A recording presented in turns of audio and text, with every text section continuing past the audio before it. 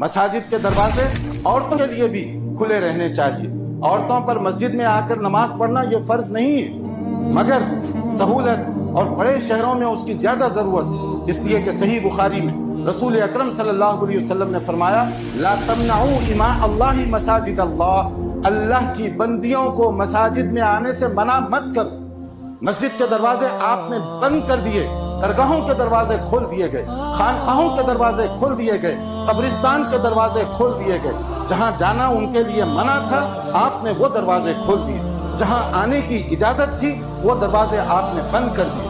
رسول اللہ صلی اللہ علیہ وسلم کی مسجد سے مقدس اور کون سی مسجد ہو سکتی ہے؟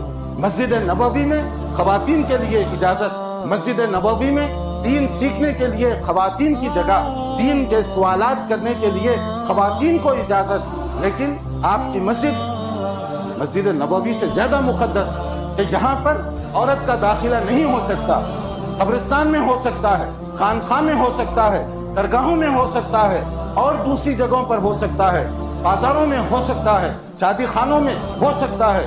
وہاں کوئی فتنہ نہیں ہوگا، چاہے وہ کتنے ہی میک اپ کے ساتھ جائیں، کتنے ہی بناؤ سنگھار کے ساتھ جائیں.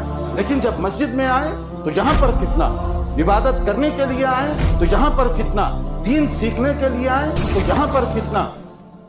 دیکھیے کہاں جا رہے ہیں اس وقت کے حالات میں. اگر سوچئے میں گاڑی پر بیٹھا ہوا ہوں، میرے ساتھ میری فیملی بھی ہے، بیوی بھی ہے، بچیاں بھی ہیں. اذان ہو گئی، میں گاڑی روکتا ہوں، بیٹیوں سے کہہ رہا ہوں کہ بیٹیوں کار میں ہی بیٹھی رہو، میں چلا نماز پڑھنے کے لیے، کیونکہ یہ بڑا شہر ہے، گھر واپس جانے تک نماز کا ٹائم نکل جائے گا.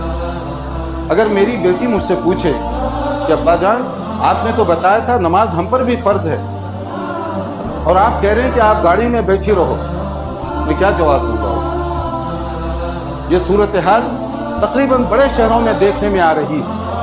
تو ہمیں ذرا غور کرنا چاہیے کہ ہم مساجد کا استعمال کیسے کر رہے ہیں.